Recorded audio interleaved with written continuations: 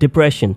It's just your brain's way of taking a vacation from happiness. Or is it just an excuse to stay in your pajamas all day? Which sounds pretty great, by the way. Let's explore various kinds of depression. The first is bipolar disorder. Bipolar is when you have a wide range of moods, two to be precise. One of them is extreme emotional high, where you light up brighter than the volcanic eruption of glow sticks. It's pretty bright. And the other is emotional lows, or pajama mode. The emotional highs are called mania or hypomania, depending upon the level of enthusiasm you share. Mania is you laughing like a crazy person excited for the train in the subway, and hypomania is you again laughing like a crazy person excited for train in the subway while running on the tracks. It's added euphoria. In a manic episode, you become extremely happy and jumpy. You don't need as much sleep as you feel rested only after a few hours of sleep, ready to sprint a marathon and every sports drink wants to do a commercial with you. You may have inflated self-esteem, but don't worry, no one is annoyed by your immense grandiosity at all. On the contrary, in a depressive episode, you show the middle finger to the world and lock yourself in a room. You withdraw from all social activities and there's only one person that you talk to, yourself. But that too not in a good way. The conversation is majorly negative and there are many thoughts like timing yourself to see how long it will take for you to land on the ground if you take a jump from the top floor of a building. You know, as a fun leisure activity. The pool of neurotransmitters inside your brain has varying levels. When it's overflowing, it's kind of a good day because you have something extra.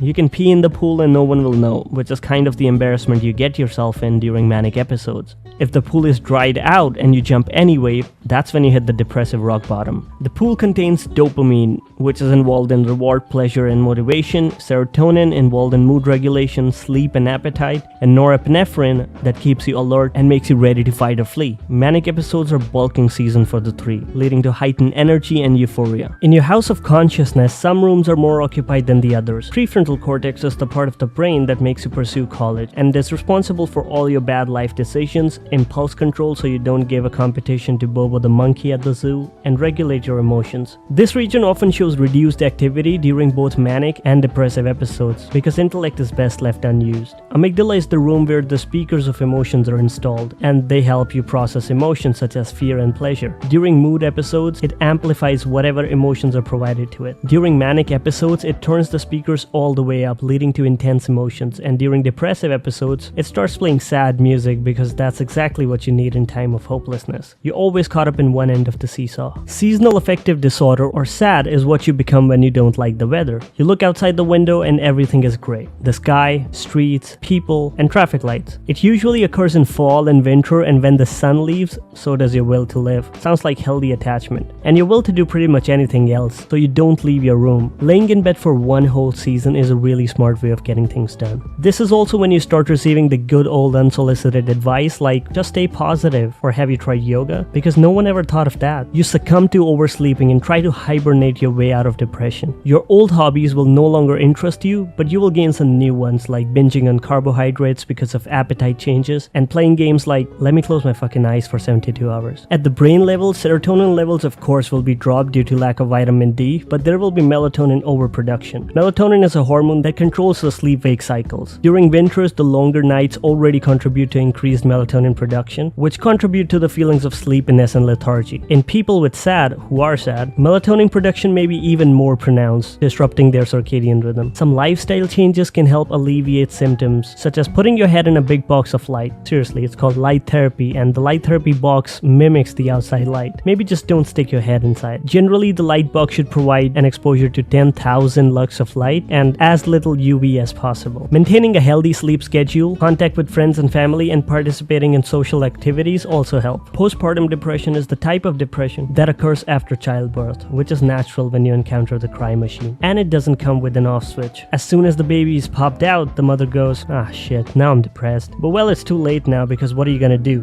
Give it away as birth one get one free policy? It is more severe and longer lasting than baby blues, and many new mothers experience this due to hormonal changes and the stress for caring for the newborn. When they realize they're stuck with this little misery for the rest of their lives, it leads to severe anxiety or feelings of being overwhelmed. There's persistent sadness, a constant feeling of emptiness, which would make sense as the thing that was taking up the space is no longer doing that. An overwhelming sense of guilt, as it turns out 9 months is not sufficient to recuperate from that guilt, and feeling inadequate as a mother, as there could be difficulty bonding with the source of all depression. After childbirth, the levels of estrogen and progesterone drop sharply, which can trigger mood changes. Estrogen is primarily responsible for the development and regulation of the female reproductive system. It has several effects on the brain and it influences serotonin. High levels of estrogen are associated with improved mood and a sense of well-being, while low levels can lead to mood disturbances and depression. Progesterone is involved in preparing the body for pregnancy. After ovulation, it helps thicken the uterine lining to support a fertilized egg. It's like wearing a belt so your pants don't fall down. If pregnancy does not occur, progesterone levels drop, leading to menstruation. After childbirth, levels of both estrogen and progesterone drop dramatically. This sudden hormonal shift can disrupt the balance of neurotransmitters in the brain, leading to mood disturbances. An easy solution would be to make the baby learn how to walk and let it walk to the sunset. Psychotic depression. Psychotic depression is where depression is accompanied by some form of psychosis. You can either have delusions, which are make-believe facts that are not grounded in reality, so false. For example, you thinking your son has joined the mafia and has sent a hitman to take you out. Or you can have hallucinations, which involve seeing or hearing things that are not there. Therefore, it's still depression, but a bit more entertaining one. The content of the delusions or hallucinations often align with the individual's feelings of worthlessness, guilt, or despair. The more worthless you feel, the stronger the hallucinations, and vice versa. Higher chance of getting this if you had to hold a flashlight for your dad as a kid. Delusions may involve themes of guilt, persecution, or impending doom. For instance, a person might believe they have committed an unpardonable sin that even Jesus Christ himself cannot forgive. Hallucinations can be auditory or visual. The voices might reinforce negative self-perceptions or command the individual to engage in harmful behaviors. There's hyperactivity in the amygdala, leading to heightened emotional responses, particularly fear and sadness. Since you're constantly hearing and seeing things, it's difficult to be rational. Therefore, the prefrontal cortex may not function correctly, contributing to the inability to distinguish reality from delusion. Situational depression. Do you just happen to be depressed in certain situations? Yes, situational depression occurs in response to a specific life event or situation. When you're walking down the street and you step on dog shit,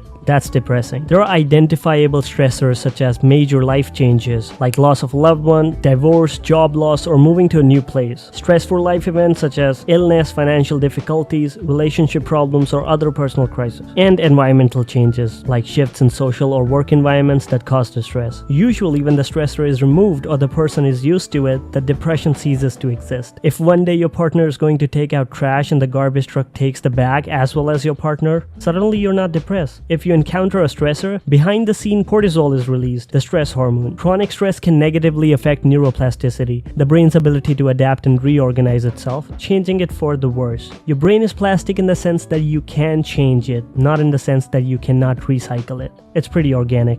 Due to the stress, you create patterns in the brain that continue to cause more stress, and you learn to live like that. Treatment options include psychotherapy, where you pay someone to listen to you because you have no friends, stress management, where you decide to reschedule stressing between 7 to 8 after work because that is more convenient, and adapting healthy lifestyle choices. Substance-Induced Mood Disorder. When you start feeling good from taking drugs, so you keep taking them. Sooner you build tolerance, so you have to keep increasing the dosage with every wear off. And with every wear off, you are being more and more depressed. That or you decided to quit and withdrawal effects are causing the depression. Either way, what started as a fun little psychedelic journey is sinking your Titanic. How a person feels depends on the kind of drug they took. If the substance is a depressant, like alcohol, they may start feeling depressed, unmotivated, and hopeless. If the substance is a stimulant, like cocaine, they might experience heightened anxiety, paranoia, or manic-like symptoms, which we have already discussed. Learn more about the types of drugs in this video.